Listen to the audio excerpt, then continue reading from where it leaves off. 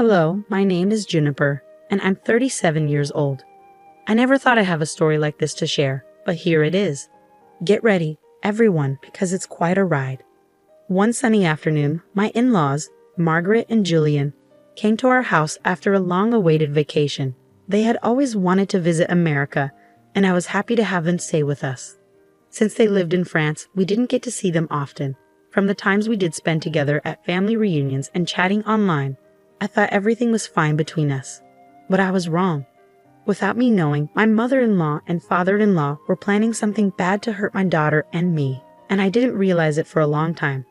I had no idea their visit would uncover a hidden layer of bitterness and hostility behind their friendly appearance. "How are you?" "I'm good, Grandma." "Hi, Grandpa." "How was your flight?" "It was tiring." "I'm really exhausted. I need a nap." "Not before you have some refreshments first." "Ah, Juniper, you spoil me."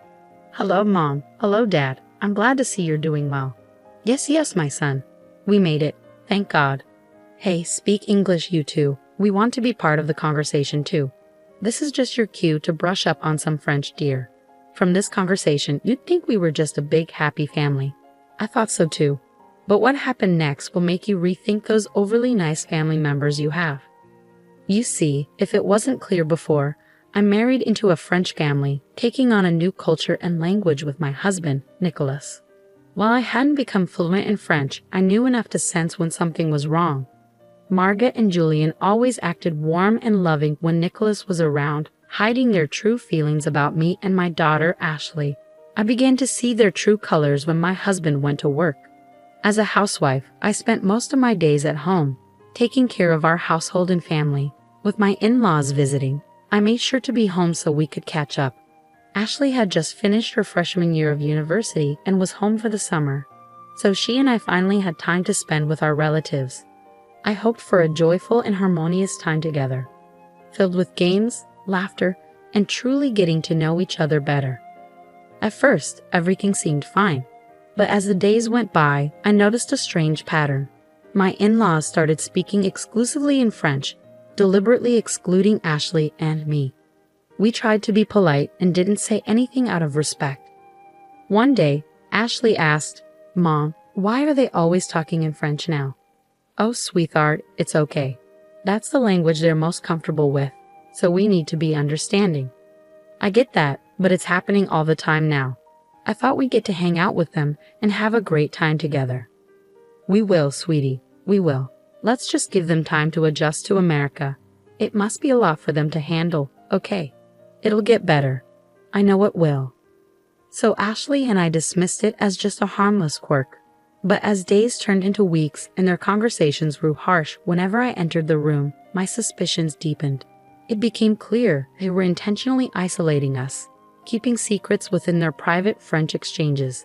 Ashley grew more and more curious about their behavior, feeling hurt because she really wanted to connect with her cool French grandparents, but they were making it very difficult. In an attempt to bring us closer together and bridge the gap that was forming, one day I proposed we play a game. The rules are simple. We'll go around telling each other 2 truths and 1 lie, and the rest of us will guess which one is the lie. Oh, that sounds fun, and it would be a good way to get to know each other. To our surprise, both Margaret and Julian didn't seem excited about the game. They looked bored and slightly irritated, sensing their discomfort and trying to be a good host. I decided to scrap the idea and ask them what they would like to do instead. "I would like to drink some tea and chat with my husband." "Oh, okay. Is it okay if Mom and I join?" "No." His outburst shocked us, but he quickly recovered. "I mean, no, my dear. We just would like to enjoy a quiet afternoon." "Okay, we understand. We're older, and these kinds of games may not be our thing. But you two never talk to us. You're always speaking in French. How dare you talk to us like this? So disrespectful. Were you raised on a farm? How dare you speak to my daughter this way? She's just a kid. She wants to hang out with you guys, but you're making it difficult. How can you say something so mean?" "Whatever. Let's go, Julian." Julian and Margaret stood up from the table, speaking loudly in French, not bothering to hide their words. I couldn't understand exactly what they were saying, but from their tone and body language, it was clear they were talking about us, and it wasn't nice. I felt too embarrassed to tell Nicholas when he came home that evening. I was afraid he would notice the tension at dinner. To our surprise, both Margaret and Julian were suddenly very nice to us, as if nothing had happened earlier.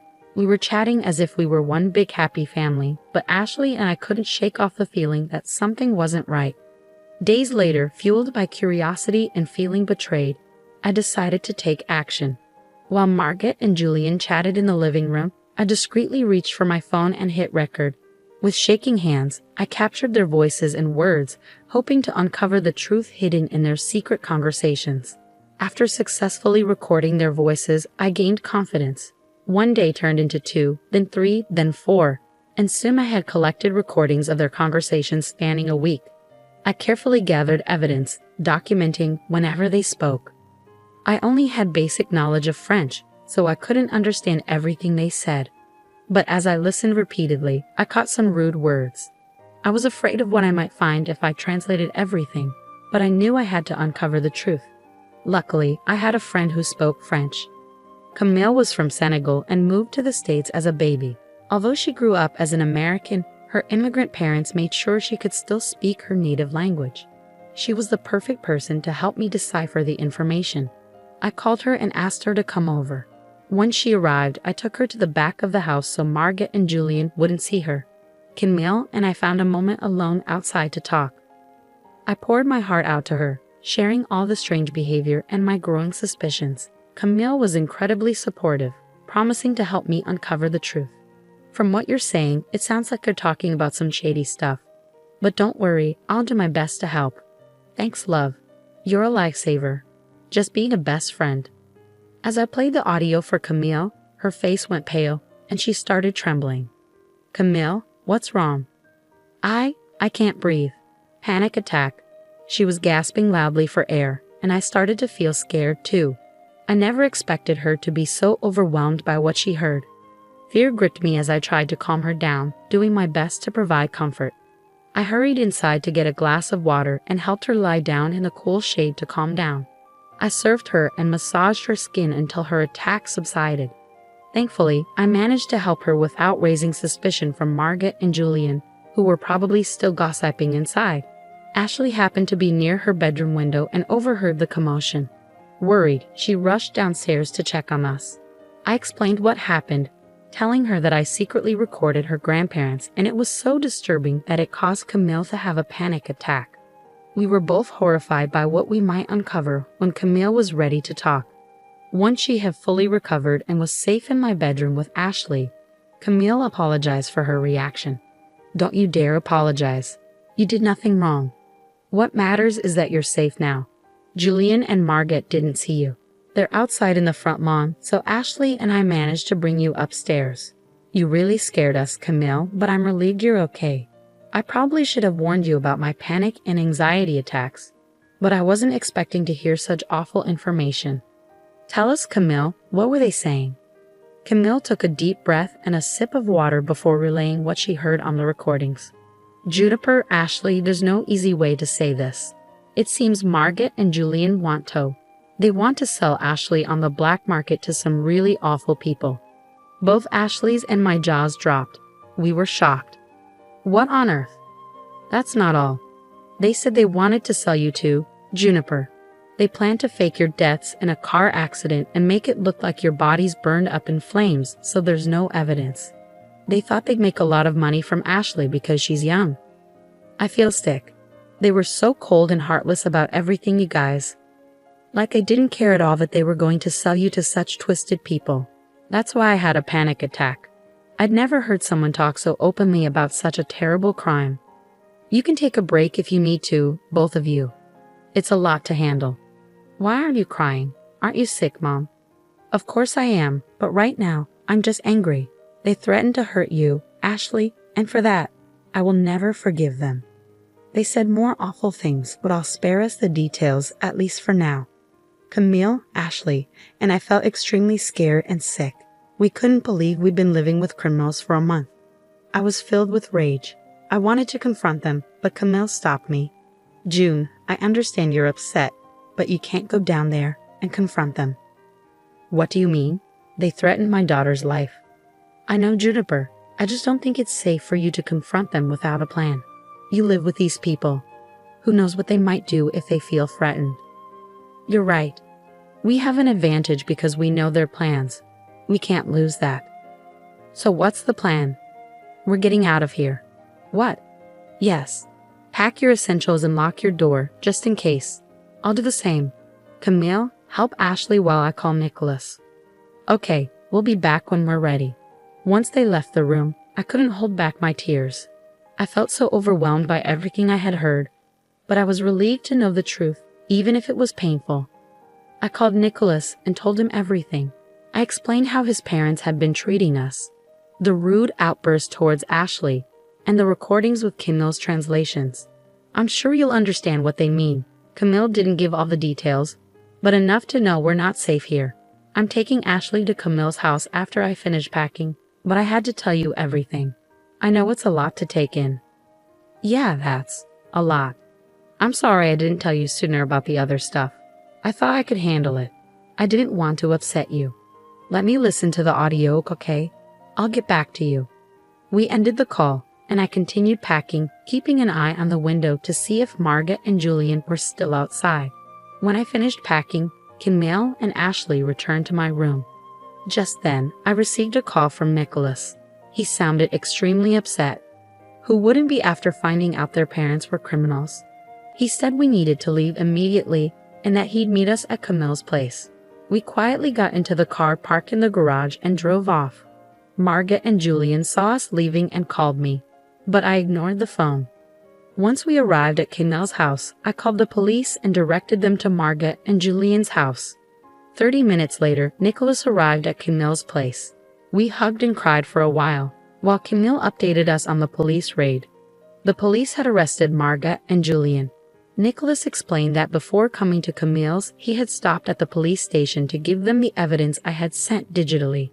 With the evidence, it was easier for the police to handle the case. Although we weren't there to see it, I'm sure Margaret and Julian were shocked as the police stormed into our home. They were swiftly arrested due to the serious crimes they were accused of. The once proud couple now stood exposed as the criminals they truly were. News of their arrest quickly spread throughout the community, causing shock and disbelief among our acquaintances and neighbors. It was surreal to experience such a dramatic event in our ordinary lives.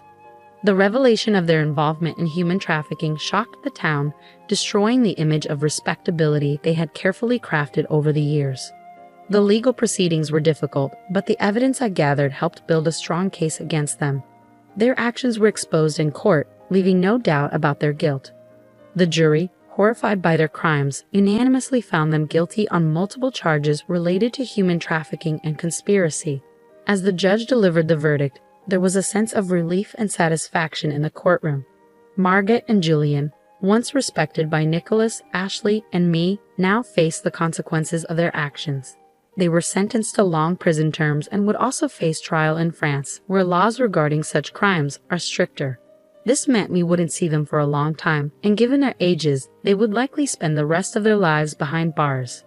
They were considered a serious threat to our family, and their sentences ensured they would be kept away from society. Good riddance. Their arrest and conviction made national news, serving as a warning to others who thought they could commit such crimes without consequences.